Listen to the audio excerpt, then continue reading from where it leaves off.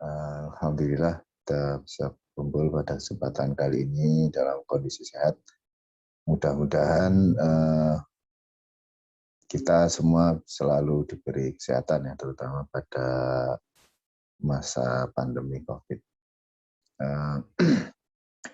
Yang pertama-tama saya ucapkan selamat dan juga terima kasih sebesar-besarnya kepada Pak Hamim yang sudah bersedia hadir pada kesempatan kali ini untuk menularkan pengalamannya. Jadi pengalaman real bagaimana mendesain agroekosistem agar berlanjut dan juga bisa menekan perkembangan dari UPT yang ada di Lamongan. Ya. Dalam hal ini adalah agroekosistem sawah, ya, padi. Juga saya ucapkan terima kasih pada panitia yang sudah menyelenggarakan ini.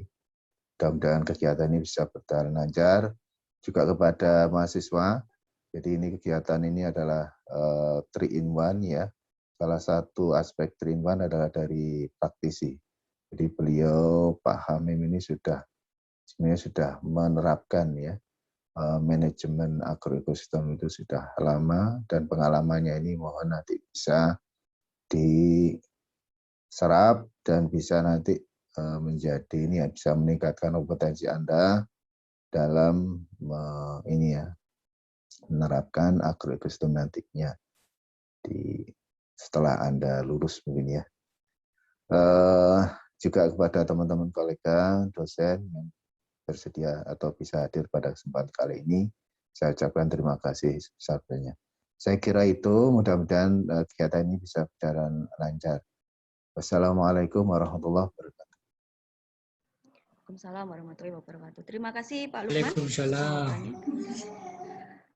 Baik, tanpa berlama-lama akan kita mulai saja untuk kuliah tamu kita kali ini, di mana nanti akan dibagi menjadi 2 sesi, yaitu yang pertama adalah sesi pemaparan materi dari Pak Kamim, dan kedua juga sesi tanya-jawab dan diskusi dari Pak Kamim. Untuk pertanyaan apabila nanti ada dari mahasiswa ataupun dari Bapak Ibu dosen, dapat melalui kolom chat ataupun nanti bisa open mic di sesi tanya-jawab. Kita mulai saja untuk sesi pemaparan materi, tetapi sebelum kita mulai saya akan bacakan terlebih dahulu kurikulum vitae atau daftar riwayat hidup beliau. Jadi beliau adalah praktisi di bidang manajemen agroekosistem, terutama yang berbasis ekologi, dan hal itu sudah tidak perlu kita ragukan lagi. Baik, beliau lahir di Lamongan tanggal 29 September 1967. Kemudian riwayat pendidikan, yang pertama di SPP SPMA tahun 1986, kemudian yang kedua adalah D1 PHT di Universitas Brawijaya 1994. Kemudian untuk riwayat pekerjaan dan prestasi beliau, yang pertama adalah POPT pada UPT Proteksi Tanaman Pangan dan Hortikultura Jawa Timur sejak November 1986. Kemudian tahun 92 sampai 93 adalah pelatihan program nasional PHT. Kemudian tahun 94 sampai 2020 adalah pemandu lapangan SLPHT atau Sekolah Tani atau Sekolah MTS. Kemudian tahun 2012 adalah POPT berprestasi tingkat nasional bidang tanaman hortikultura. Kemudian tahun 2013 Rintisan Nasional Penerapan PHT Skala Luas 50 hektar dalam pengendalian BBC dan virus kerdil rumput. Kemudian tahun 2013 POPT berprestasi tingkat nasional bidang tanaman pangan. Tahun 2014 Rintisan Daerah Penerapan PHT Skala Hamparan 100 hektar. Kemudian tahun 2015 lulus sertifikasi nasional profesi POPT. Tahun 2016 sampai 2020 Rintisan Swadaya Desa Penerapan MTS. Kemudian 2017 Rintisan Nasional Penerapan Budidaya Tanaman Sehat Skala Hamparan 100 hektar. 2018 pelaksana gelar teknologi perlindungan tanaman MTS tingkat provinsi di Desa Besur Laren, Lamongan. Kemudian tahun 2020 adalah pemandu lapangan atau PL1 Provinsi Jawa Timur. Baik, luar biasa pengalaman beliau. Langsung saja tanpa berlama-lama kita mulai untuk sesi 1. Saya persilakan kepada Pak Kamim untuk memulai sesi 1. Terima kasih.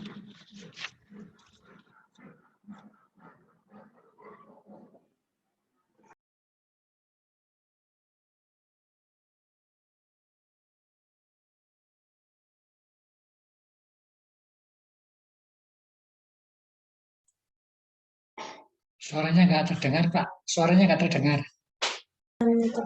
Oh, nggak terdengar? Sudah, Pak. Bisa didengar? Ah, Suaranya kan. belum masuk. Suaranya belum masuk, Belum masuk Bapak suaranya. Amin. Sekarang sudah. Ya, sudah, Pak. Sudah. Alhamdulillah kalau sudah masuk. Baik, terima kasih. Saya mulai. Assalamualaikum warahmatullahi wabarakatuh. Waalaikumsalam. Saya hormati Bapak Ketua Jurusan Pak Lukman, yang saya hormati Ibu Moderator Bu Silvi, dan semua yang join di Zoom meeting hari ini.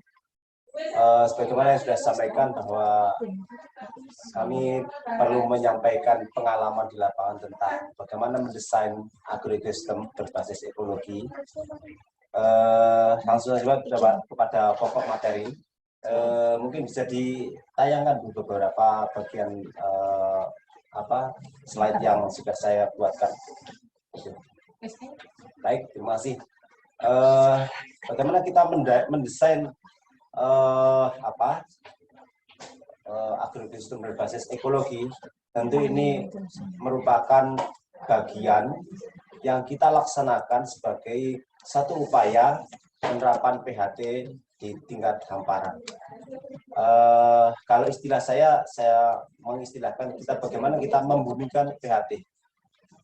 PHT dengan prinsip dasar budidaya tanam, 4 prinsip dasar, yakni budidaya tanam sehat, pengamatan berkala mingguan, pelestarian dan pendayagunaan musuh alami.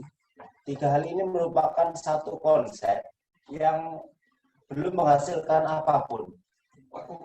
Oleh karena itu, agar bisa menghasilkan apa yang diinginkan dalam prinsip dasar PHT itu, maka diperlukan baru bisa menimbulkan satu perubahan. Bagaimana sistem budaya yang selama ini sudah diterapkan oleh petani dengan pola konvensional itu menghasilkan banyak kekurangan. Yang pertama menghasilkan banyak sekali adalah bahwa terjadi gangguan.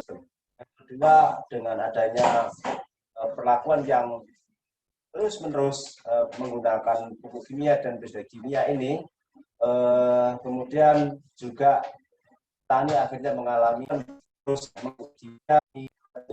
luar biasa terhadap sarana produksi. Dan yang terjadi karena tidak ada kondisi terjadi pelandaian produktivitas. Nah, ini tentu harus kita sikapi bersama-sama, dan kita sudah sepakat bahwa PHT adalah salah satu yang harus kita laksanakan di tingkat lapangan. Nah, tujuan dari desain agrokosistem ini harmonisasi itu tidak terjadi. Petani maunya apa? Agrokosistem juga berkembang sesuai dengan campur tangan petani atau sesuai dengan apa yang dilakukan petani. Akhirnya seringkali antara apa yang diinginkan oleh petani dengan dinamika yang ada di agrokosistem. Nah, ini tentu harus kita bangun harmonisasinya, sehingga hasilnya adalah dapat dicapai kompromi kepentingan antara dinamika dan siklus alami agrokosistem dengan kebutuhan manusia. Ini yang harus kita carikan titik temunya. Nah, di mana titik temunya itu? Tentu harus ada tuh, kemudian harus kita ketahui jauh juga apa saja yang faktor-faktor yang menjadi menjadi pendukung, menjadi faktor yang penting untuk mendukung terjadinya produksi dalam merancang desain agrowisata ini adalah pertama.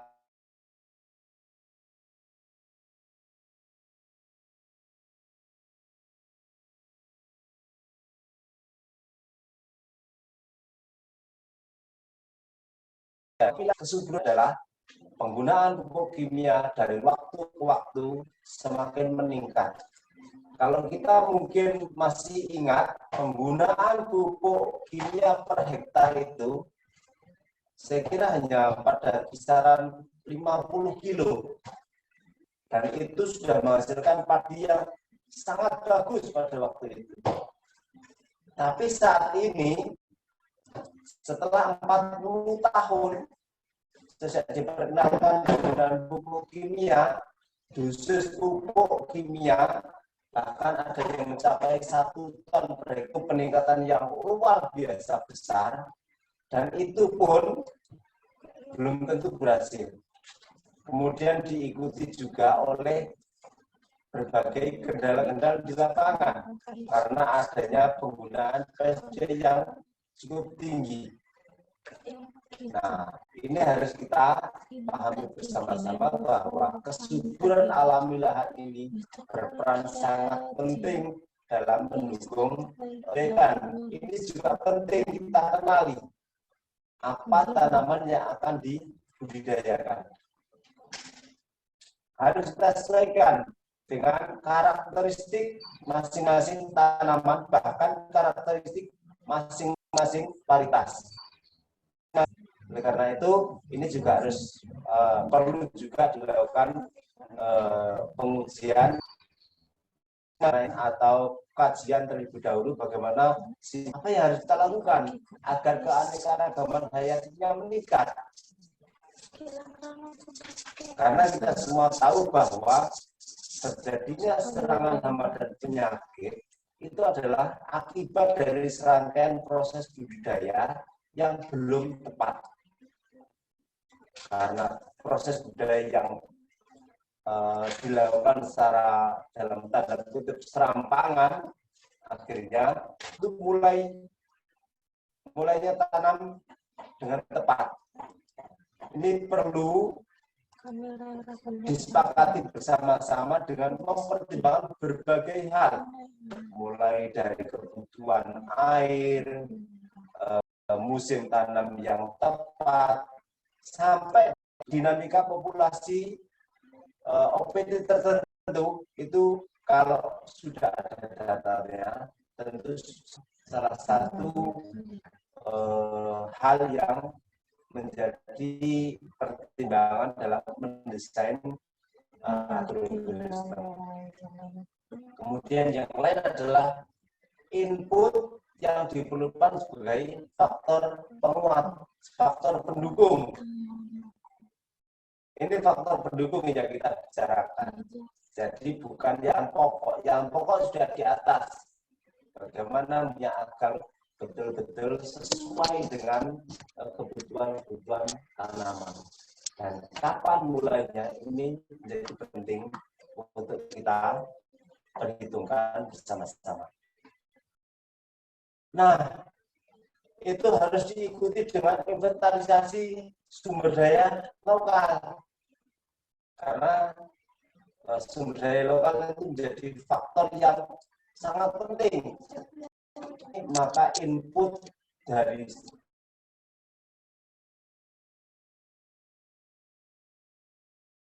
akan meningkatkan efisiensi usaha tani. Pada gilirannya, setelah efisiensi usaha tani tercapai, maka akan meningkatkan daya saing produk-produk pertanian yang akan dihasilkan. Yang kedua, bahan apa yang tersedia di tahanan agroekosistem? Nah, ketahanan agroekosistem ini sangat penting agar terjadinya serangan hama dan penyakit ini tidak sampai menimbulkan kerugian yang begitu besar. Saya pindah dulu. Terima kasih. Nah, Mas sekalian, jadi ini menjadi dan cuaca serta siklus alami OPT ini salah satu hal yang jarang diperhitungkan, tetapi kami punya pengalaman di lapangan, khususnya untuk dinamika populasi, OPT tertentu ini kelihatannya kami siklusnya itu berjalan setiap 42 hari sekali. Jadi setiap 42 hari sekali akan terjadi penerbangan imago penggerek batang baru. Dan satu siklus ini, satu siklus penerbangan imago ini biasanya berlangsung antara 10 sampai 12 kritis tanaman, di mana fase kritis tanaman akan mudah terserang oleh penggerek batang itu adalah ketika terjadi penerbangan itu bersamaan pada saat tanaman berusia antara 43 sampai 55 hari. Nah, kalau kita bisa menghindari fase kritis ini serangan gejala kerusakan beluk karena serangan penggerek batang.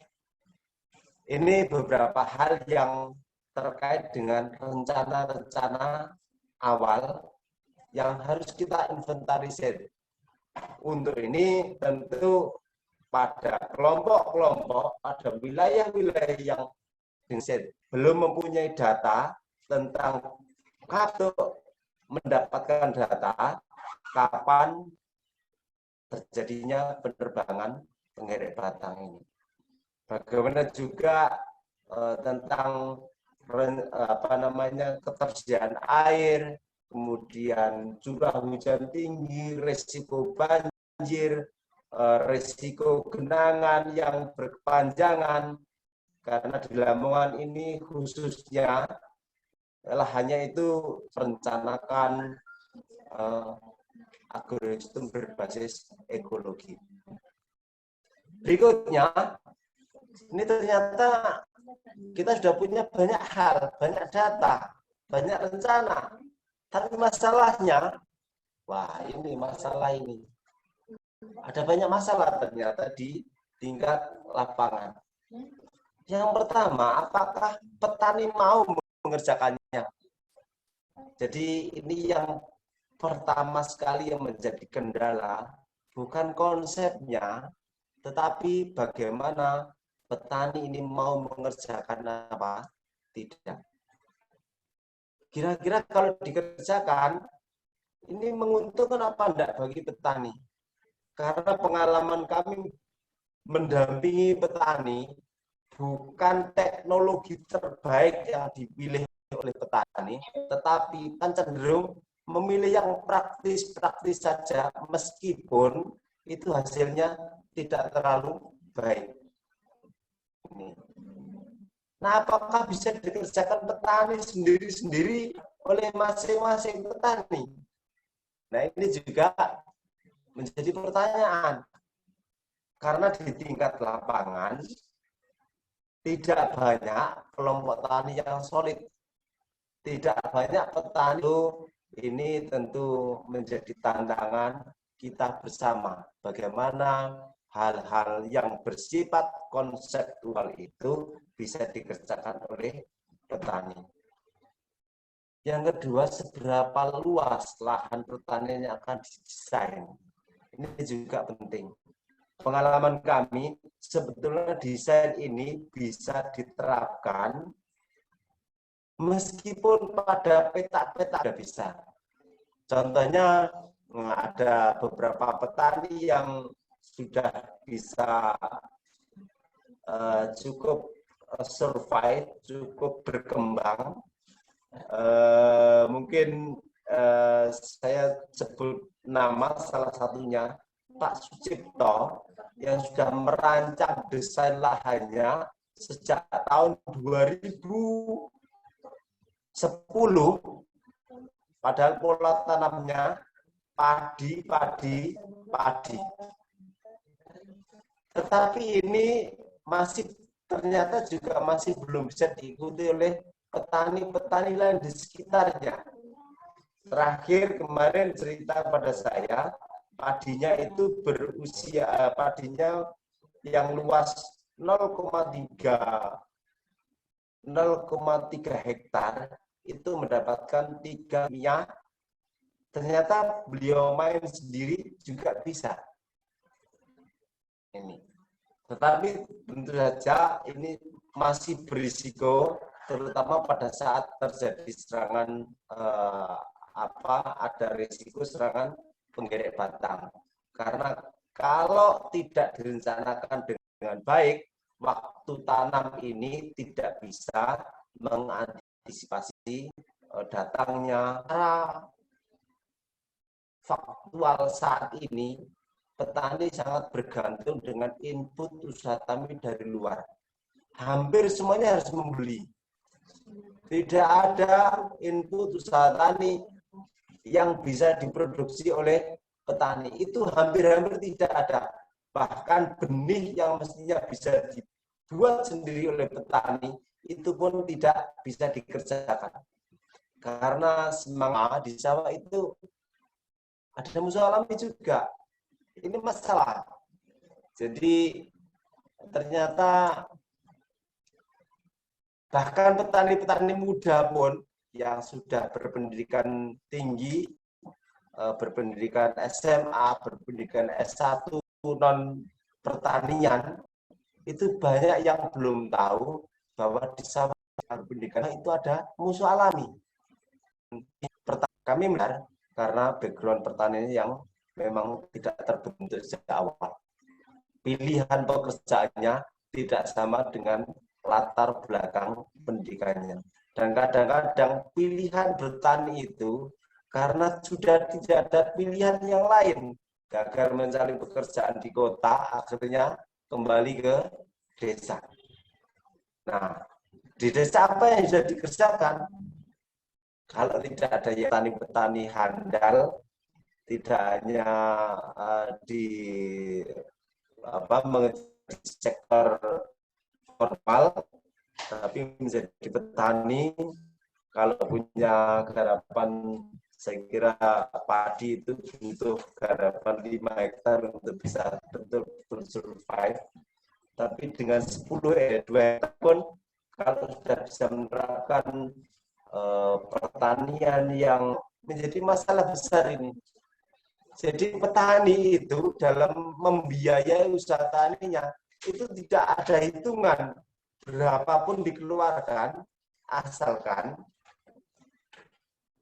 mereka merasa bahwa itu akan menjamin bisa panen. Ini berat kondisi ini, oleh karena itu ini harus kita bedah pada saat proses perencanaan. Nah, ini agak susah untuk menjadi sumber penghasilan, sehingga konsentrasi petani dalam pengelolaan lahannya itu menjadi tidak maksimal. Kemudian ini juga menjadi kendala di lapangan. Petani tidak mudah diajak untuk belajar, itu tidak mudah. Misalkan kita kirimkan undangan 100 orang, yang hadir 30, atau mungkin desain pembelajaran yang kurang menarik bagi petani, itu juga menjadi masalah. Atau juga masalahnya petani harus mencari sumber penghasilan lain, sehingga jamnya untuk mengikuti proses pembelajaran itu agak susah.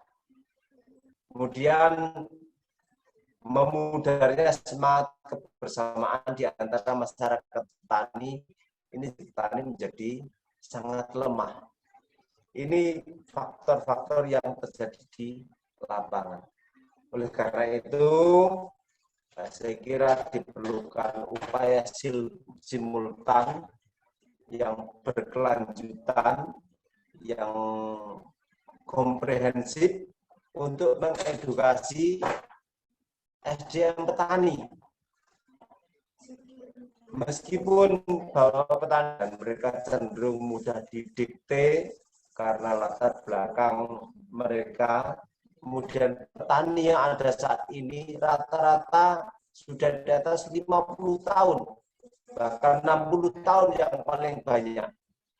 Ini menjadi kendala juga, yang mencari petani-petani yang berusia 25 sampai 40 tahun, ini sedikit jumlahnya hasilan di luar sektor pertanian. Nah, ini tujuannya apa? Agar petani-petani yang sudah teredukasi itu bisa merekayasa sumber daya alam, sehingga mereka bisa melakukan rancang bangun agroekosistem secara ekologis. Nah, kegiatannya berupa sekolah lapang dan pendampingan gerakan manajemen agroekosistem. Ini penting untuk kita laksanakan sebagai hal yang harus dilakukan secara berkelanjutan, karena meskipun petani tahu, belum tentu petani akan mengerjakan.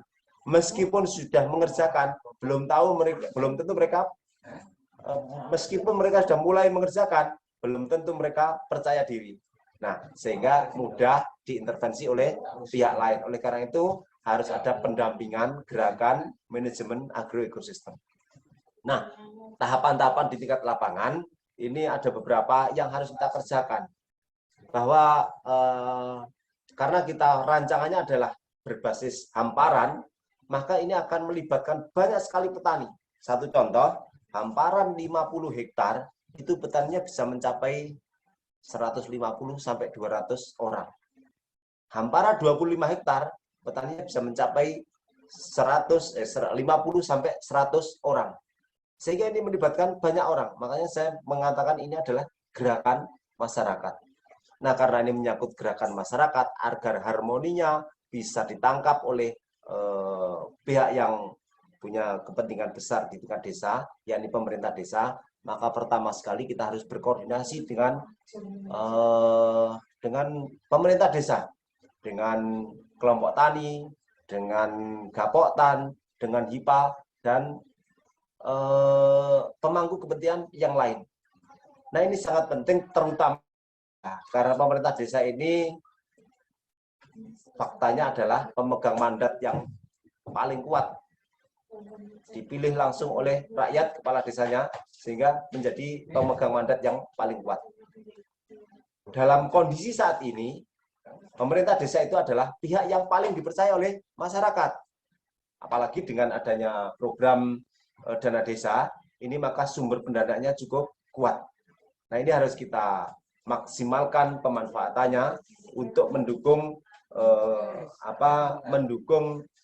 sistem perekonomian di tingkat desa yang berbasis pertanian. Karena sebetulnya potensi hitung-hitungan yang sederhana saja, misalkan satu desa itu luas hanya 100 hektar, produksinya rata-rata 7 ton, maka dihasilkan padi 700 ton. Kalau membuat hitungan gampang, kali 4.000, berarti 2,8 miliar perputaran ekonomi dari sektor pertanian. Kalau 2 musim, berarti sudah 5,6 miliar. Nah, ini tentu sangat berdampak terhadap dinamika ekonomi pedesaan. Oleh karena itu, kita harus mampu meyakinkan pemerintah desa bahwa membina pertanian, mendanai sektor pertanian, membangun pertanian, itu sangat penting dalam membangun sektor perekonomian dan pengentasan kemiskinan di tingkat desa. Nah, ini harus kita sampaikan dengan sebaik-baiknya agar bisa diterima program-program yang akan kita tingkat pedesaan. Nah, apa yang kembali lagi ke sini, apa yang akan kita lakukan di tingkat koordinasi ini memang banyak yang harus kita sampaikan. Di antaranya adalah bahwa isu tentang pengentasan kemiskinan ini menjadi salah satu yang harus dikerjakan oleh pemerintah desa, karena ini tertulis dalam Undang-Undang Desa. Bagaimana kemudian juga desa harus menjamin terbangunnya ekosistem pedesaan yang baik. Salah satu ekosistem pedesaan adalah agroekosistem. Ini juga masuk dalam amanat Undang-Undang Desa. Kemudian bagaimana melakukan peningkatan kualitas SDM pedesaan, ini juga semuanya masuk di tingkat undang-undang. Oleh karena itu, dengan penggunaan sumber dana dari dana desa, tidak ada yang salah. Nah, selama ini penggunaan dana desa itu masih banyak yang digunakan untuk sektor fisik, tapi akhir-akhir ini mulai banyak pemerintah desa yang tertarik untuk mendanai sektor pertanian. Sayangnya ini juga menjadi PR tersendiri, kadang-kadang tidak terkomunikasikan dengan baik sehingga dana itu yang sebetulnya cukup potensial untuk mendukung pembangunan pertanian akhirnya belum efektif merubah keadaan. Nah, apa yang kita lakukan di tingkat lapangan nanti setelah koordinasi selesai, setelah disepakati hal-hal yang berkaitan dengan program-program mendesain agroekosistem ini bisa diterima oleh semua komponen di tingkat pedesaan, pemerintah desa menerima,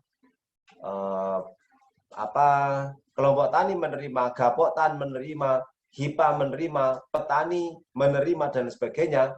Kita mulai tahapan pertemuan-pertemuannya. Yang pertama adalah kita gunakan untuk menjaring beberapa hal terkait dengan kondisi yang ada di lapangan. Yang pertama adalah kita petakan agroekosistemnya. Siapa yang memetakan? Tentu teman-teman petani sendiri yang akan memetakan, karena mereka paling paham bagaimana situasi lahannya. Mereka paling paham. Nah, peta ini tentu bukan peta detail, yang penting adalah peta tentang perkembangan agroekosistem. Setelah ini terbentuk, kemudian dipresentasikan, muncullah mereka biasanya bagaimana potensi hama yang ada di sekitar mereka. Peta-peta mana yang biasanya terserang, yang bisa dikerjakan untuk melakukan perbaikan agroekosistem. Itu semuanya akan muncul dalam agroekosistem. Nah, ini akan sangat bagus lagi pemahamannya tentang usaha tani, pemahamannya tentang pertanian, kalau kita bantu dengan apa? Dengan analisis ekonomi usaha tani. Analisis usaha tani yang tidak pernah dikerjakan itu, ternyata ini menjadi hal yang ketika dijak hitung-hitungan, mereka terkejut. Ternyata pertanian yang mereka geluti selama ini, keuntungannya sangat sedikit, bahkan cenderung rugi. Bayangkan adik-adik sekalian, ibu-ibu dan bapak sekalian, bayangkan dalam satu musim, keuntungan usaha tani itu untuk musim terakhir ini, rata-rata hanya 300 sampai 500 ribu per 0,14. Kalau kita jabarkan per hektar, hanya sekitar 3.500, 3.500.000. Dan ini masa tunggunya 4 bulan lebih. Ini yang pola tanamnya bisa 3 kali. Kalau yang pola tanamnya 2 kali, berarti per 6 bulan hanya mendapatkan penghasilan dari sektor pertanian 3,5 juta. Tentu ini sangat memprihatinkan. Oleh karena itu, dengan kesadaran bahwa ada usaha tani yang sangat tidak efisien itu, mereka, teman-teman petani itu bisa diajak untuk berpikir, mencari alternatif yang lebih baik dari usaha tani yang sudah mereka laksanakan selama ini. Kemudian diikuti pada hari berikutnya, pada waktu berikutnya adalah analisis masalah dan alternatif pemecahannya. Ini juga sangat penting agar petani mengetahui apa kira-kira permasalahan yang sedang dihadapi mereka. Nah, dengan permasalahan-permasalahan itu, kemudian kita masuk pada sektor, kemudian kita masuk pada aspek teknisnya. Ternyata banyak hal yang menjadi masalah bagi petani.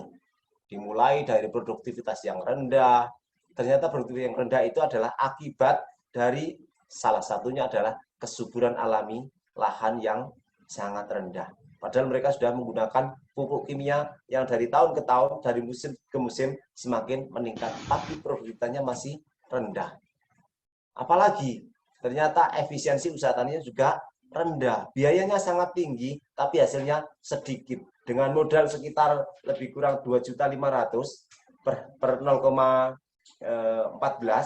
atau sekitar 21 juta per hektar, mereka hanya mendapatkan, kalau harga sekarang kemarin itu 4.000 rata-rata, bahkan di bawahnya produktivitas rata-rata 7 ton, hanya mendapatkan duit 2.800.000, 28 juta. Masa tunggunya 4 bulan. Nah, ini sangat lama. Oleh karena itu, ini kemudian petani mulai menyadari ternyata harus melakukan perubahan-perubahan. Nah, dengan kesadaran itu, kemudian kita giring. Bukan kita giring, kita ajak mendiskusikan teman-teman petani itu untuk menelusuri apa yang sudah biasa mereka lakukan. Namanya penelusuran budidaya. Nah, kalau sudah kita telusuri proses budidayanya, oh ternyata akan ketemu beberapa titik kelemahan yang di situ masih bisa kita kembangkan sebagai dasar-dasar kita untuk menyusun atau merencanakan agroekosistem berbasis ekologi. Nah, dari penelusuran budaya ini juga kemudian akan bisa kita eksplorasi, akan bisa kita hasilkan rekomendasi lokal penerapan sistem pertanian berbasis ekologi atau kita kenal dengan PHT. Ini jadi dari titik-titik yang lemah, jadi ada beberapa kolom yang kita garap, yakni kita mulai dari urutan kegiatan budidaya, apa yang sudah biasa dilakukan oleh petani, dan upaya apa yang mungkin masih perlu ditingkatkan untuk menjadikan pertanian ini menjadi lebih baik. Nah, dari situ kemudian akan muncul rekomendasi budidaya. Nah, jadi rekomendasi budidaya ini juga disusun bersama dengan petani. Apa-apa yang nanti harus dikerjakan dalam skala hamparan untuk menghasilkan kondisi yang lebih baik. Nah, ini karena berasal dari pemikiran petani, berbasis kondisi lokal, dengan menggunakan bahan-bahan lokal, insya Allah ini bisa dikerjakan. Dan tentu karena ini adalah hal baru bagi petani, maka perlu pendampingan sampai mereka betul-betul bisa memahami. Nah, perencanaan berikutnya adalah penyusunan rencana kerja hamparan. Jadi setelah disusun rekomendasi lokal penerapan PHT, penerapan budidaya yang sesuai, kemudian disusun rencana kerja hamparan. Rencana kerja hamparan ini diikuti dengan pengorganisasian pelaksana, yakni analisis peran, siapa menjadi apa dan harus melakukan apa. Ini keterlibatannya harus jelas semuanya, sehingga dinamika kelompok tani akan terbangun dengan sendirinya. Nah, kemudian rencana kerja hamparan ini selain siapa menjadi apa dan harus melakukan apa, ini juga harus memuat waktu dimulainya kegiatan hingga panen nanti. Ini penting karena apa? Karena kalau tidak tepat perencanaannya, kadang menjadi masalah di belakang. Salah satu contoh, ketika waktu tanam ini tidak disusun dengan baik, dimulai dari tengah, sementara panennya menggunakan mesin combine harvester, ini menjadi masalah. Ketika yang tengah hamparan ini sudah menua, yang di tepi belum menua, maka jalannya mesin atau jalannya mesin panen ini belum dapat, akhirnya harus menunggu waktu yang lama.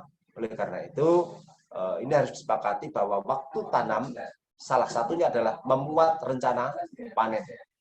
Panen harus dimulai dari tepi, oleh karena itu tanam juga harus dimulai dari tepi.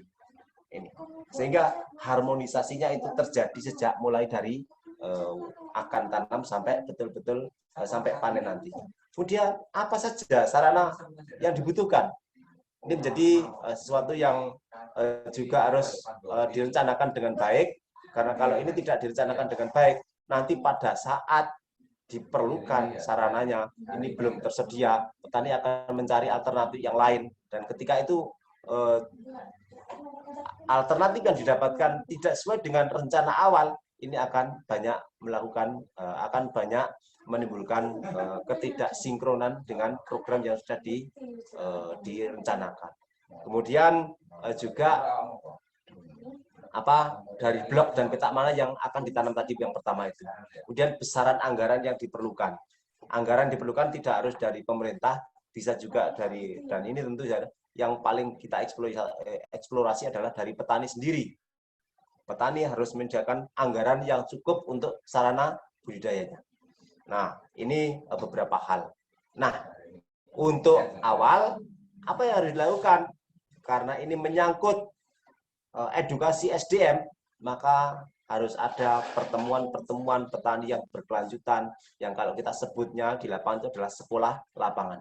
Jadi petani aktif belajar, melakukan proses penelitian, melakukan proses analisis, melakukan proses pembacaan perkembangan lahan, tanaman, hama dan penyakitnya, dan kemudian didiskusikan untuk menghasilkan rencana tindak lanjut bagi pelaksanaan kegiatan manajemen agroekosistem.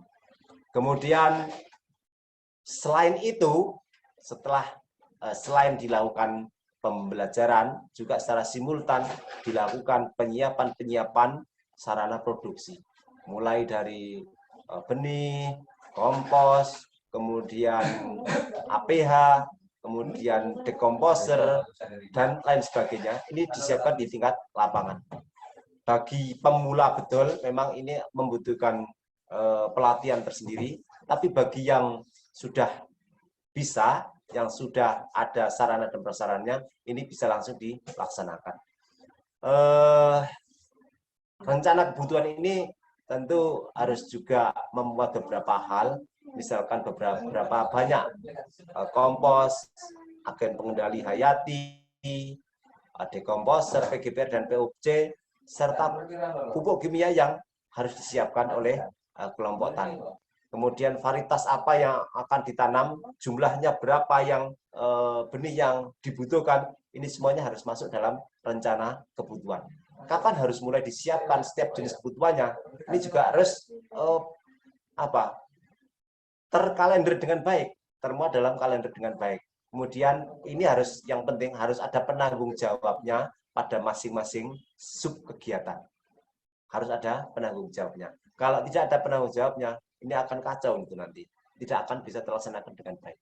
Nah, ini beberapa hal yang bisa kita lihat, mulai dari penyiapan sarana APH, kemudian ada dekomposer, yang di drum itu adalah dekomposer yang kita buat dari fermentasi rumen sapi dan beberapa bahan lain. Ini juga saya ingin membuat tantangan pada semua yang terlibat, semua yang mengikuti ini.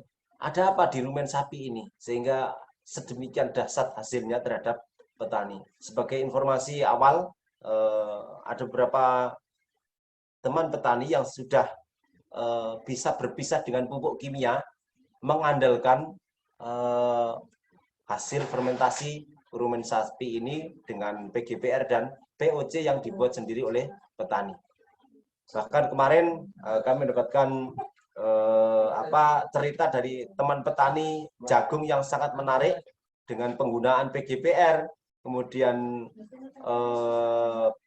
dekomposer yang berasal dari rumen sapi ini, beliau bisa menghemat pupuk sampai 60%, tapi diikuti dengan peningkatan produksi yang cukup besar. Dari biasanya 1 hektar itu hanya mendapatkan 6 ton maksimal, sekarang bisa menghasilkan 10,2 ton per hektar.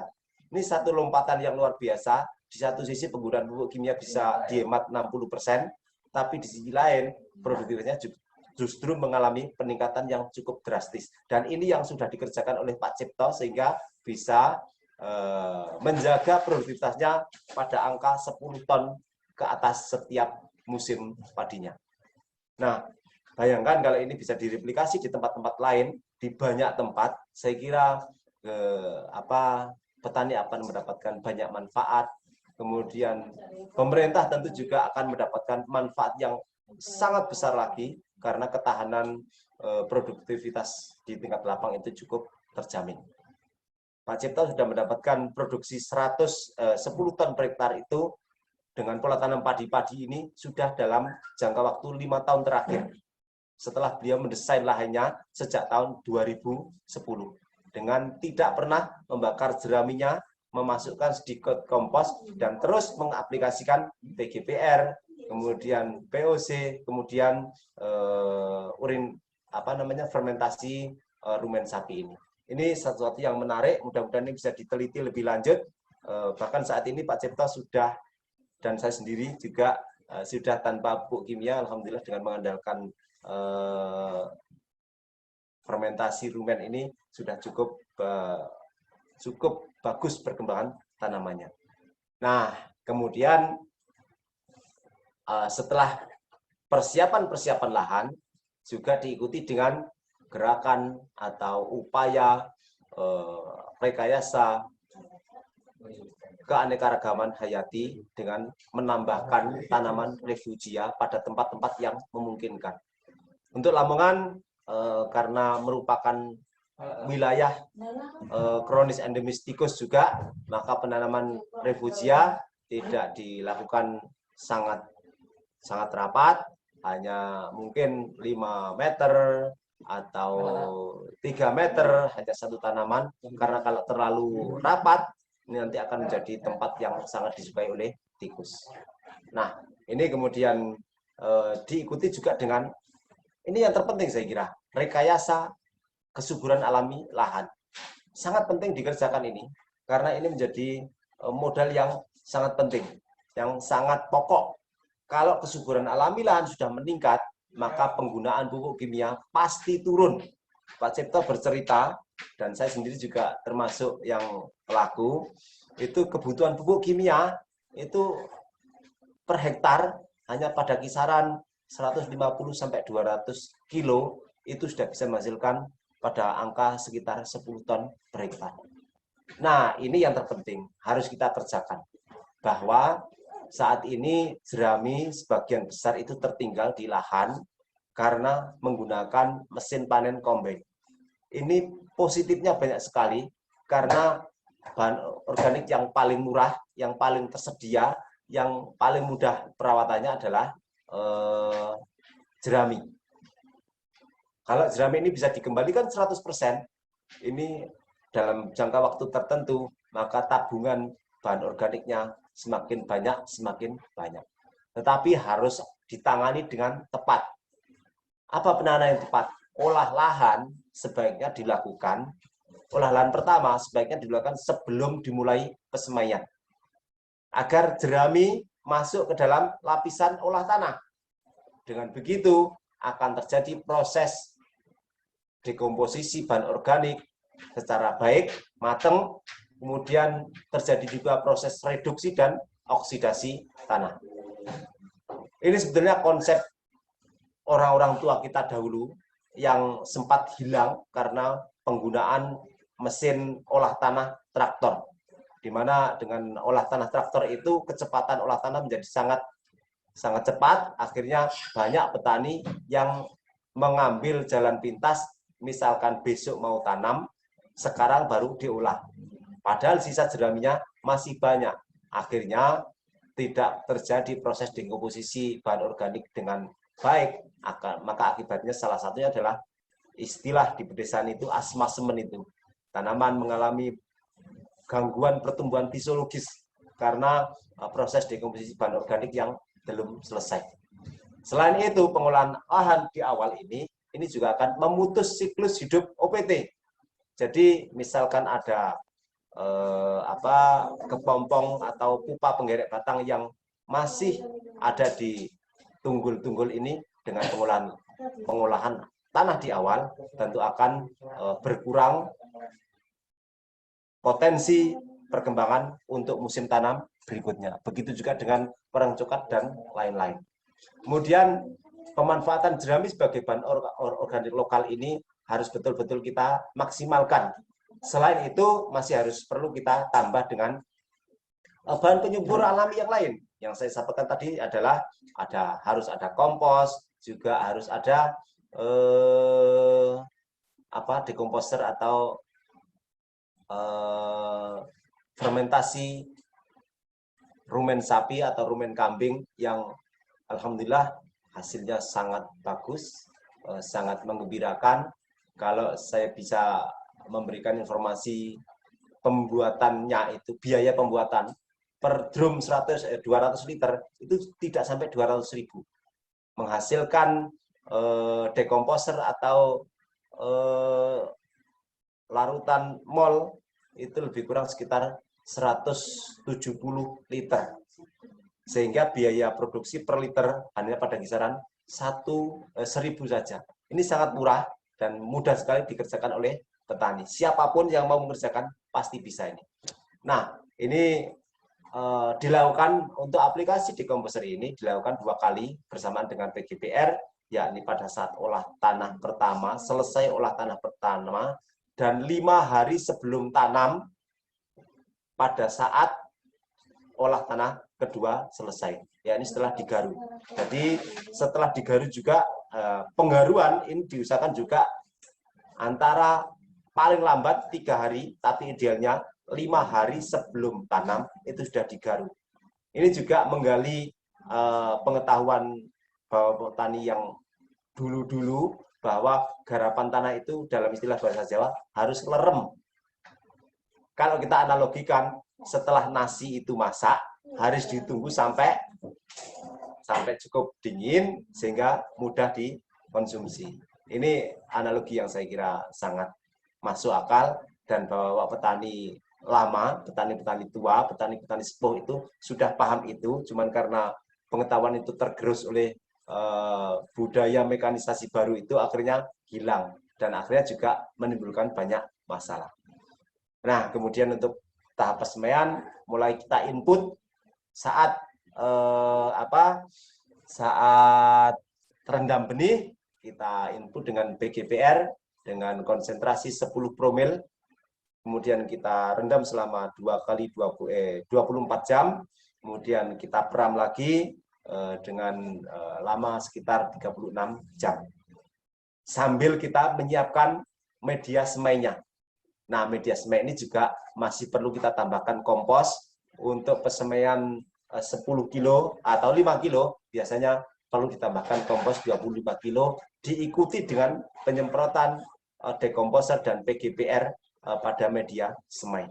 Dibiarkan selama 2 hari untuk memberikan kesempatan mikroba tanah bekerja, cacing-cacing tanah bekerja, menyiapkan kesuburan alami lahan.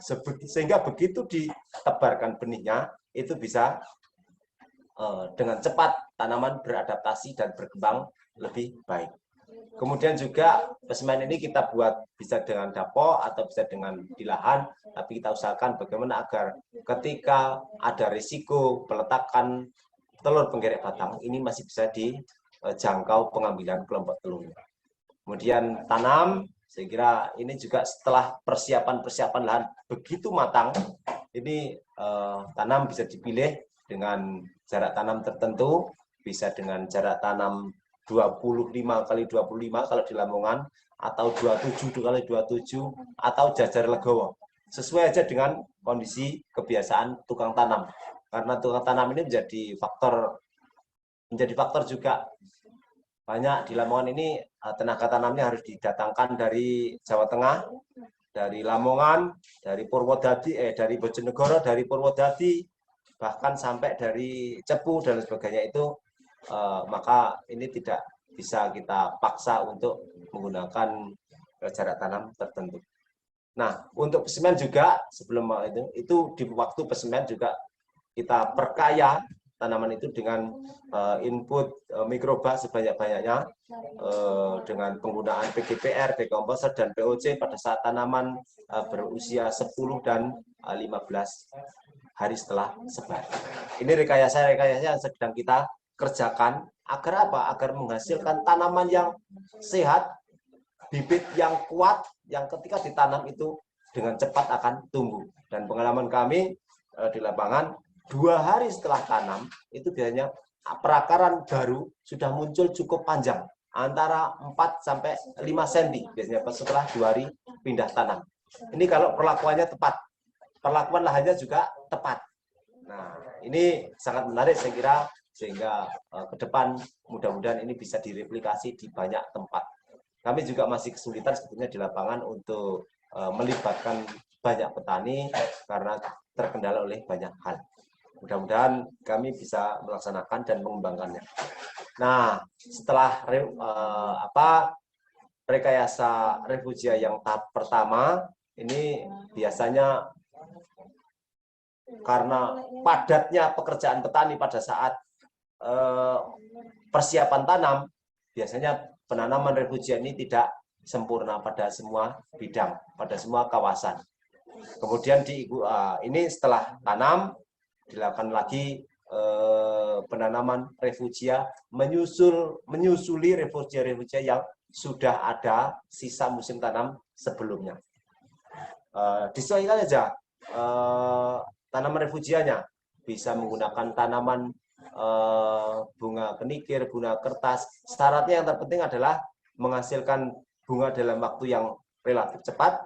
Tanaman refugia itu tidak perlu perawatan khusus, kemudian bunganya banyak, berwarna cerah, menarik, sehingga parasitoid yang diharapkan hadir lebih awal, ini bisa berkembang dengan cepat di lingkungan hamparan persawahan kita. Ini tahapan-tahapan yang harus kita kerjakan bersama-sama. Nah, setelah itu, sebagai praktek dari membumikan konsep PHT itu, yang kedua adalah pengamatan berkala. Ini juga perlu kita lakukan bersama-sama. Untuk wilayah-wilayah desa tertentu sudah ada petani pengamat, cukup membantu dan menjadi kekuatan tersendiri. Karena informasi awal perkembangan hama dan penyakit ini sudah bisa disajikan oleh petani pengamat. Nah, kemudian juga dilakukan gerakan atau mungkin juga aplikasi POC, aplikasi APH, PGPR, kemudian mall rumen secara berkala. Kami sudah membuat SOP-nya sesuai dengan perkembangan yang ada di tingkat lapangan. Gitu. Kemudian juga kalau perlu, petani juga melakukan sains petani. Apa saja yang menjadi masalah bagi mereka, ini perlu dilakukan studi petani. Ini saya kira hal-hal yang sangat penting kita lakukan. Refugia juga harus kita kawal, kemudian sambil terus kita melakukan proses, harus juga dilakukan penataan kelembagaan pendukung. Karena kalau tidak ada kelembagaan pendukung yang baik, ini agak susah mengorganisir petani. Oleh karena itu, kelompok tani ke depan harus berbasis hamparan. Jangan berbasis RT, jangan berbasis apa yang lain. Harus berbasis hamparan. Perlu adanya PPAH dan Posyanti untuk mendukung ketersediaannya sarana produksi berupa APH dan lain-lain. Perlu adanya petani pengamat. Perlu adanya RPH. Perlu adanya forum pertemuan rutin. Perlu adanya studi-studi petani. Dan tidak kalah pentingnya adalah perlu adanya lembaga keuangan mikro di tingkat desa. Ini sangat penting saya kira. Kalau kita mau mandiri, tidak bisa tidak, harus punya duit di tingkat kelompok tani. Kalau nggak punya duit, nggak akan pernah bisa mandiri. Apalagi menjaga kedaulatan petani. Oleh karena itu, kami di beberapa kelompok kemudian mendirikan PT, mendirikan koperasi untuk mendukung terbangunnya lembaga keuangan mikro di tingkat desa. Ada yang sudah punya aset cukup banyak, ada yang baru mulai, ada yang juga macet, ya banyak banyak hal yang terjadi di lapangan. Nah, setelah semua kegiatan tahapan-tahapannya dilaksanakan, setelah akhir musim perlu dilakukan evaluasi, hasil evaluasi kemudian ditindaklanjuti dengan pembuatan RTL untuk musim tanam berikutnya. Dan ini dipresentasikan pada pihak-pihak terkait agar dukungannya itu semakin kuat terhadap adanya gerakan rekayasa agroekosistem di tingkat lapangan. Nah, hasil-hasil yang diharapkan adalah terbangunnya ketahanan alami agroekosistem. Jadi ekosistem itu harus kuat, harus bisa menyelesaikan sendiri permasalahan yang terjadi. Ini akan sangat baik. Kemudian dari musim ke musim diharapkan terjadi peningkatan produksi yang diikuti juga dengan efisiensi biaya usaha tani. Kemudian penguatan lembaga petani ini akan terus terjadi sehingga ke depan kemandiriannya bisa terbentuk. Kemudian terbentuknya klinik tanaman atau klinik PHT yang permanen. Ini juga saya kira menjadi salah satu wahana belajar yang penting bagi petani-petani yang sudah mulai masuk di sistem pertanian ekologis. Dan kemudian yang terakhir adalah ini yang penting sekali, terbangunnya kedaulatan dan kemandirian petani. Salah satunya sangat dipengaruhi oleh aspek keuangan yang harus dimiliki oleh petani di tingkat desa. Karena bagaimanapun ke depan ini seandainya memungkinkan, petani ini sistem perekonomian pedesaan ini memang harus terintegrasi antara sektor satu dengan sektor yang lainnya. Dan salah satu sektor yang paling kuat di pedesaan adalah pertanian itu sendiri. Karena hampir lebih kurang 80% dinamika perekonomian di pedesaan adalah berasal dari sektor pertanian. Ini saya kira hal-hal yang harus kita mulai bangun bersama-sama. Jadi tidak boleh membangun pertanian itu seakan-akan pertanian itu berdiri sendiri. Padahal pertanian itu sangat erat kaitannya dengan berbagai pihak. Nah, yang terpenting bahwa membangun ekosistem agroekosistem ini tidak bisa tidak harus didukung oleh petani yang berkualitas SDM, kemudian organisasinya harus kuat, sarana dan prasarannya bisa dibuat di tingkat kelompok tani dan mudah dilaksanakan. Nah, saya sudah membuat semacam acuan. Ini nanti kita akan tayangkan mungkin pada kesempatan berikutnya. Dan saya membaca kunci sukses, salah satu kunci sukses untuk rekayasa agroekosistem ini adalah pengorganisasian kelembagaan kelompok tani yang kuat. Dari mulai Gapoktan, Poktan, HIPA, sampai tenaga tanam, ini harus diorganisir. Bahkan di beberapa kelompok ini, tenaga tanam ini diberikan seragam agar mudah mengorganisir ibu-ibu yang menanam ini. Dengan begitu, semuanya akan bisa menjadi kekuatan di dalam membangun ekosistem yang berbasis ekologi ini. Kemudian harus diikuti dengan upaya-upaya pemberdayaan masyarakat di sektor-sektor yang lain, termasuk juga terus melibatkan pemerintah desa yang memang bertanggung jawab penuh dalam membangun sektor pedesaan ini. Saya kira itu mudah-mudahan ini bisa ditindaklanjuti dan bisa menjadi bahan diskusi yang menarik. Kemudian untuk SOP ada barangkali bisa ditayangkan Bu Sylvie SOP-nya yang sudah saya kirimkan tadi. Ini sebagai gambaran saja. Jadi bahwa tahapan-tahapan itu sudah masuk di dalam aspek perencanaan kesemuanya. Nah, ini mungkin ini jadi semuanya sudah masuk dalam aspek perencanaan, berapa kebutuhannya, apa saja sarananya, itu sudah masuk dalam aspek perencanaan, sehingga di tingkat kelompok tani penyediaannya sudah bisa terukur besarannya. Ini saya kira presentasi saya hari ini ada kurang lebihnya tentu harus menjadi bahan diskusi yang baik sehingga bisa diperbaiki di masa-masa yang akan datang. Terima kasih atas kesempatan yang sudah diberikan. Barangkali masih ada waktu untuk kita diskusi. Mari kami persilahkan. Alhamdulillah. Terima kasih Pak Kamem Asyari. Oke, terima kasih, Masya Allah. Luar biasa materinya. Silakan mungkin ada pertanyaan dari adik-adik mahasiswa ataupun Bapak Ibu dosen untuk didiskusikan. Enggak dengar, Pak. Halo. Silakan. Enggak dengar, Pak.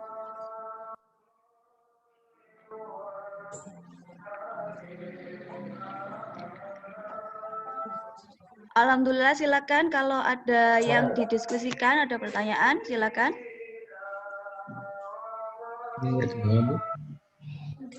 Dari adik-adik mahasiswa. Enggak termut kok. Enggak dengar. Itu kurang gede. Ya. Iki Halo. volumenya sudah full loh, Pak. Izin bertanya Bu Silvi. Kok enggak dengar suaranya, Bu? Halo. Belum terdengar, Pak? Halo? Halo? Hah?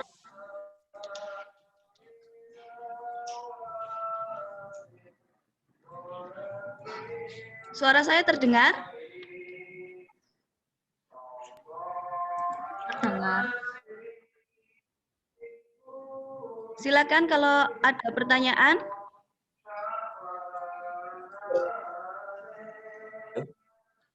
Belum dengar suaranya, Bu. Adik-adik mahasiswa di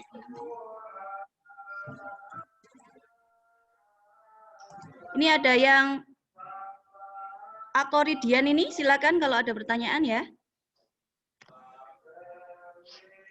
Belum dengar suaranya.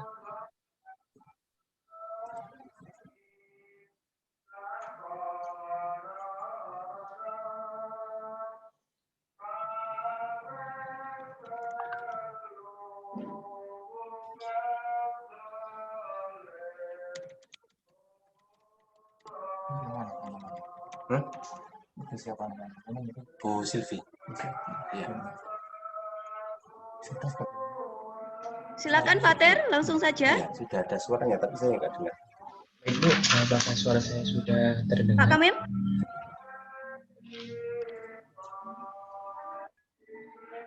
Terdengar suara saya?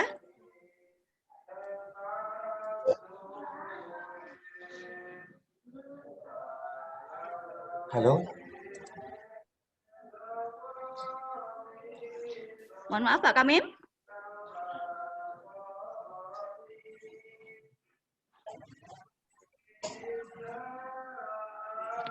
Sudah terdengar? Halo? Ada sini sudah ada suaranya. Belum. Belum bisa.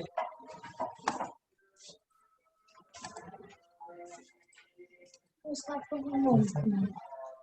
Mustafa bukan itu.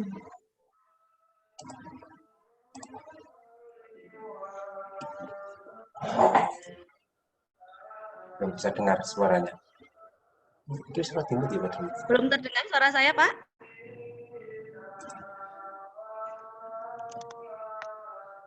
Gue langsung cepat itu.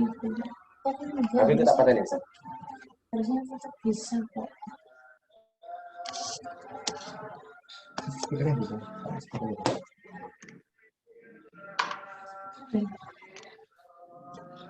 Mas nanti kameranya jenengan. Kameranya kan di situ Pak. Kamera tambahan nanti saya. Boleh, boleh. Enggak sudah Mas. Iya. Suaranya. Maaf Bu, saya Kamim, belum sebenarnya bisa dengar ada suaranya. masalah ya. Pak Kamim? Kelemahan ya. Karin.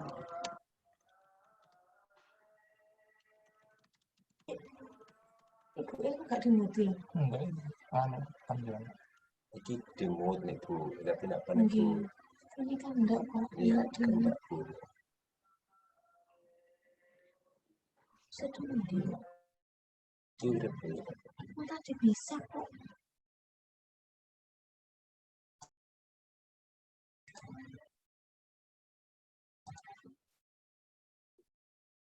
Oh.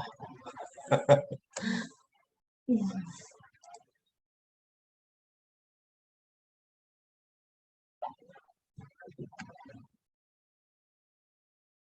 Kok joinannya? Tapi lewat hati.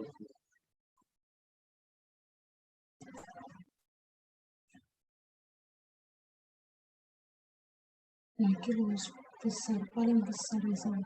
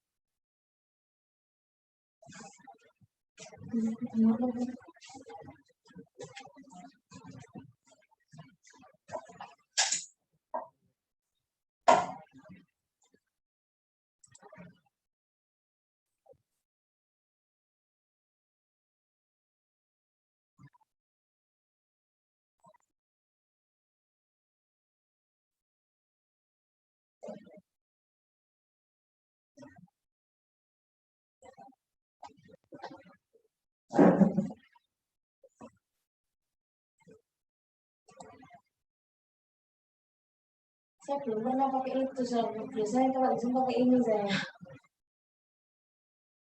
Aku tidak kesel dari Mbak. Ya, coba Mbak, dimasukkan.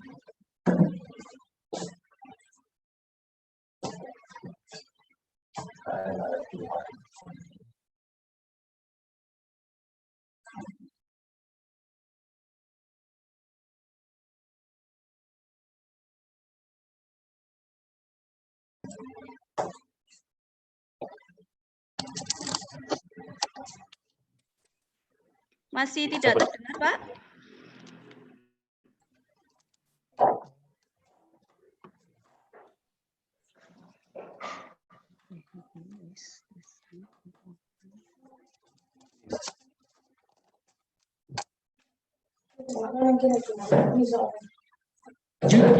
Bu Zulfi, Ya, Pak Bambang. mungkin Pak Kamim itu menggunakan HP ya? Kurang Coba di telepon aja. Ini kok Oke, saya kok, hubungi dulu, Pak. ya kok Wirawiri kesana kemari itu kenapa? Nggak ngerti. Ya, baik, sudah saya dengar. Sudah. Langsung aja Pak, sudah dengar gitu Pak. Sudah dengar Pak? Alhamdulillah. Oke, Ini sudah, kali Pak. ini dengar, Pak. Oke, sudah, Pak. Ini Oke. ada yang tanya Pak tadi. Ya, Ada beberapa pertanyaan, Pak. Iya. Baik, terima kasih. Untuk adik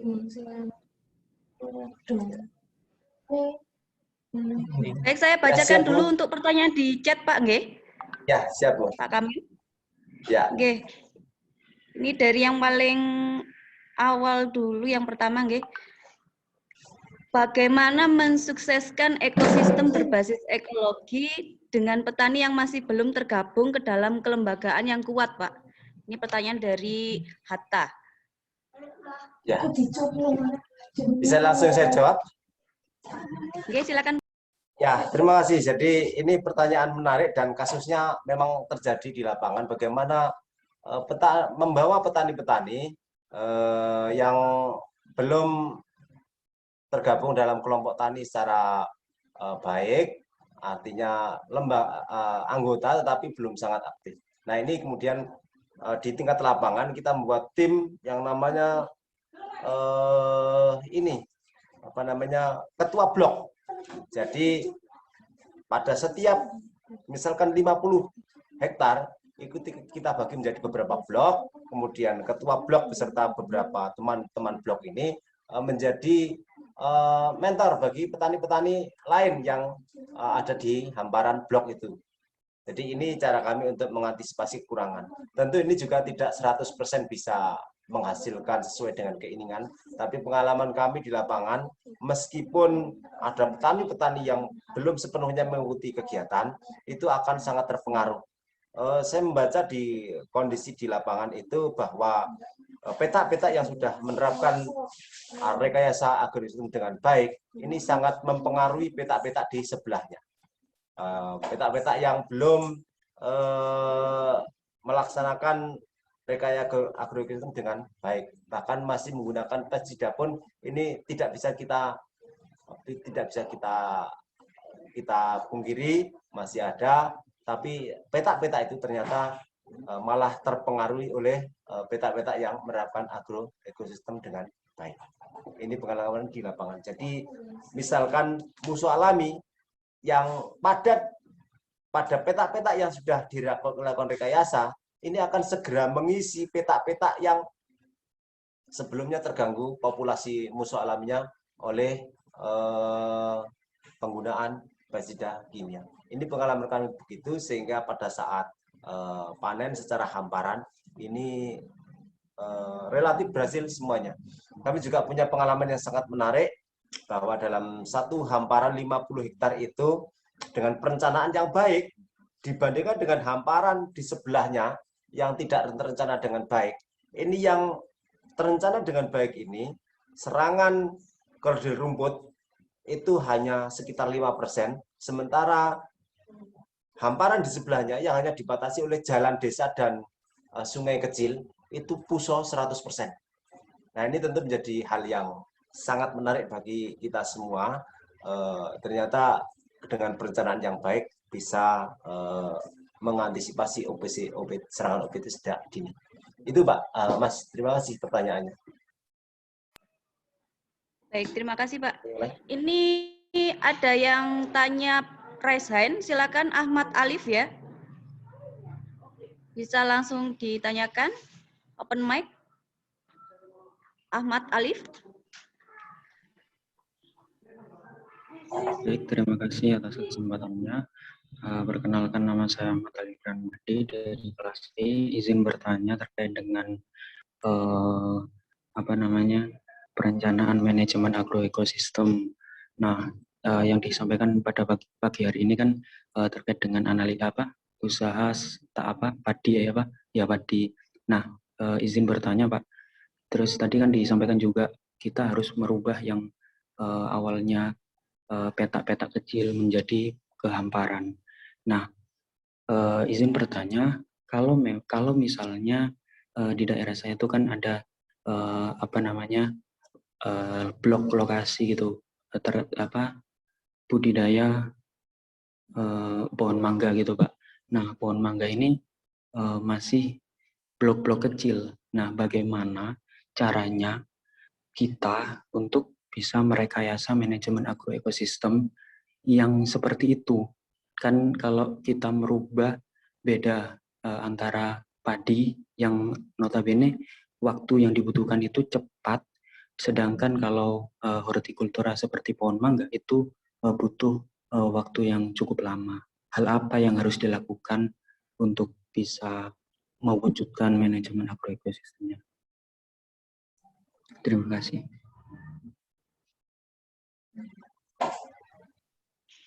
Baik, itu Baik. Pak pertanyaan. Ya, terima kasih. Ini pertanyaan yang sangat menarik juga. Jadi rekayasa agroekosistem itu tidak hanya bisa kita lakukan pada tanaman semusim, tidak hanya bisa dipraktekkan pada tanaman padi, tidak hanya bisa dipraktekkan pada tanaman jagung, tetapi saya yakin pada semua jenis tanaman bisa direkayasa agroekosistemnya. Bahkan kalau untuk tanaman tahunan seperti mangga, ini jauh lebih istimewa daripada tanaman padi, karena tanaman padi itu setiap kali akan ada suksesi agroekosistem. Jadi setelah panen harus ada perubahan yang sangat mendadak, dan ini tentu harus dimulai dari awal lagi, membangun agroekosistemnya. Nah, berbeda dengan mangga misalkan. Mangga ini tentu karena tanamannya tidak berubah-ubah, kemudian ekosistemnya yang ada di petak-petak kecil itu juga relatif stabil, maka tinggal bagaimana menginventarisir segala potensi lokal yang ada di situ, apa yang perlu ditambahkan, apa yang perlu dikerjakan untuk tanaman mangga itu sangat terbuka dan sangat, saya yakin lebih mudah lagi daripada tanaman padi yang mempunyai kompleksitas yang sangat tinggi itu. Setiap musim berubah, setiap habis panen berubah, sementara mangga yang dipanen hanya buahnya saja, pohonnya masih tetap di situ, vegetasi sekitar masih tetap di situ, apa-apa juga masih tetap sebagaimana sebelum panen. Tinggal apa yang perlu ditambahkan, itu apa aja yang perlu diperkuat. Itu terima kasih Mas pertanyaan itu. Baik, sudah cukup ya Ahmad Alif. Silakan selanjutnya Muhammad Fatir.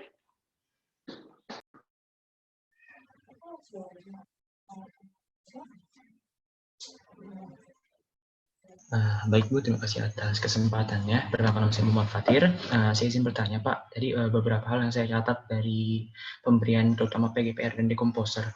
Untuk dosisnya itu apakah terdapat perhitungan Pak, mulai dari fase penanaman ataupun persiapan lahan, ataukah bersifat sporadis Pak, diberikan sesuai dengan sebanyak-banyaknya seperti itu Pak? Dan apakah ada implikasi buruk dari pemberian pemberian PGPR ataupun dekomposer Pak, seperti itu Pak. Terima kasih, mungkin itu saya dari saya. Assalamualaikum warahmatullahi wabarakatuh. Iya. Terima kasih Mas Fatir.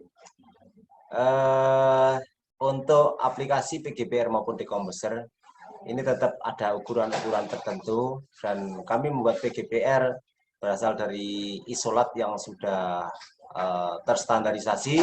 Jadi setelah selesai pembiakan, paling tidak menggunakan 7 macam bakteri yang ada dalam PGPR. Ada Azosporium, Azotobacter, Nitrobacter, Nitrosommonas, kemudian Pseudomonas fluorescens, Bacillus subtilis, dan Paenibacillus. Ini yang kita kembangkan secara bersama-sama. Kemudian di akhir pembiakan kita kirimkan sampelnya ke laboratorium untuk uji kerawatan koloni bakteri. Setelah itu kita lakukan standarisasi kualitas dengan perhitungan-perhitungan sederhana yang bisa dilakukan oleh petani. Dengan perhitungan kerapatan koloni bakteri per jenis ini pada PGPR itu lebih kurang sekitar 10 pangkat 8 sampai 10 pangkat 9, karena hasil biakan petani juga rata-rata cukup bagus. Kalau tidak 10 pangkat 9, bahkan ada yang bisa mencapai 10 pangkat 10 juga sudah bisa. Nah, untuk dosis cari mudahnya juga tadi. Jadi karena cari mudahnya tadi, jadi dosis per tangki gitu aja, itu 1 gelas aqua. PGPR sudah terstandarisasi. Nah, untuk dekomposer kita gunakan pada volume yang lebih banyak, karena kalau penggunaannya sedikit itu ternyata tidak terlalu terasa.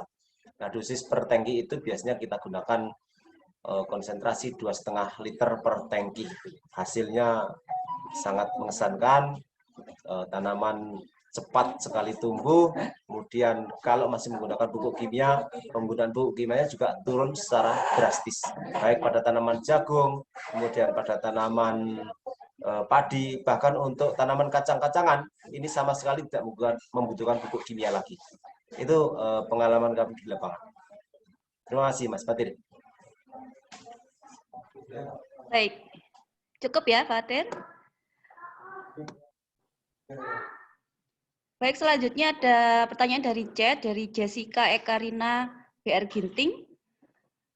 Dari kelas I, izin bertanya Pak, pada penambahan tanaman refugia sebagai salah satu langkah PHT, tepatnya ditanam kapan ya Pak, agar pengaplikasian tanaman refugia ini efektif bagi tanaman padi? Karena seperti yang kita tahu, tanaman refugia ini yang dimanfaatkan adalah bunganya sebagai tempat musuh alami, dan tanaman refugia sendiri waktu pembungaannya itu tidak lama. Begitu Pak pernyataan dan pertanyaan dari Jessica. Jadi kapan penambahan tanaman refugia ini bisa dilakukan Pak? Ya. Terima kasih Mbak Jessica. Jadi sesuai dengan target yang kita inginkan, refugia ini diharapkan akan menarik datanya musuh alami lebih awal. Sehingga pada saat tanaman itu mulai menghijau, tanaman mulai tumbuh berkembang, musuh alami sudah cukup melimpah ada di lapangan. Nah, kapan waktu yang tepat agar itu bisa terjadi, tentu harus kita sesuaikan. Untuk jenis-jenis tanaman seperti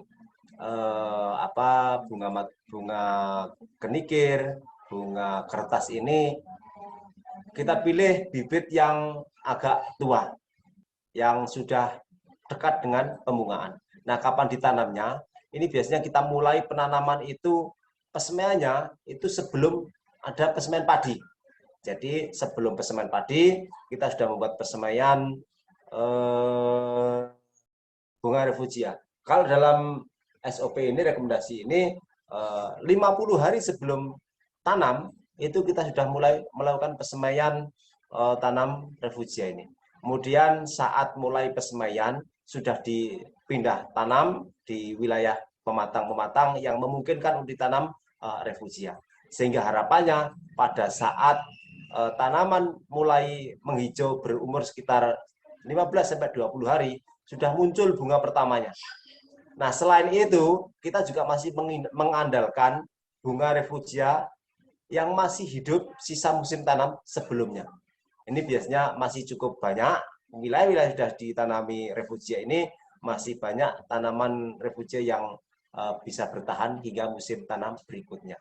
Nah, untuk menjaga kesinambungannya, setiap musim kita perlu menanam bunga refugia ini. Meskipun jumlahnya tidak banyak.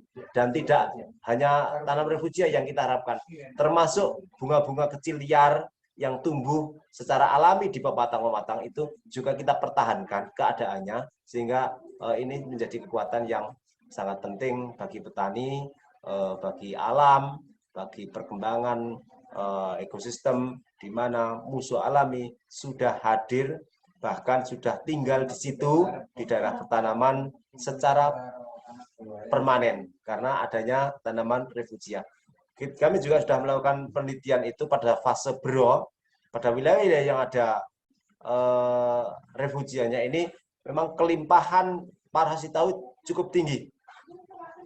Kalau di wilayah yang tanpa refugia ini musuh alami yang dominan adalah laba-laba yang bertahan paling banyak pada saat fase bero, tapi pada wilayah-wilayah yang kaya dengan refugia ini, selain laba-laba juga parasitoid cukup melimpah.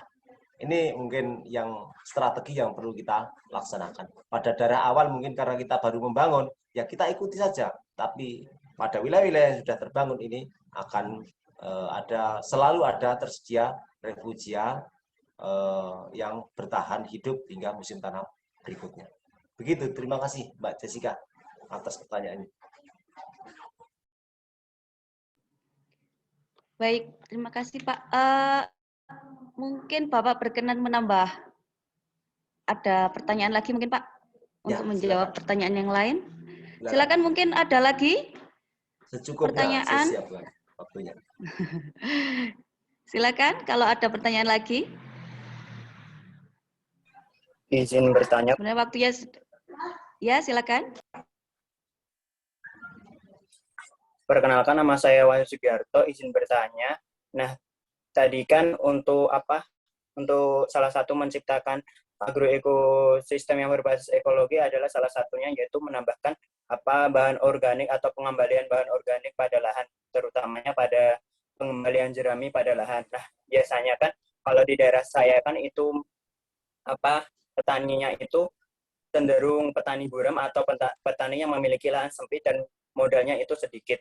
Nah, gini, biasanya kalau yang memiliki lahan sempit itu pas panennya itu dengan cara manual atau dikerjakan dengan tenaga kerja, yaitu petani sendiri dengan rekannya atau keluarganya. Nah, dalam hal tersebut biasanya jerami itu biasanya dijual belikan atau biasanya dibawa pulang untuk pakan ternak. Nah, untuk pada biasanya untuk musim tanamnya, kalau musim tanam padi satu terus ke musim kedua itu kan waktu tidak lama. Nah, untuk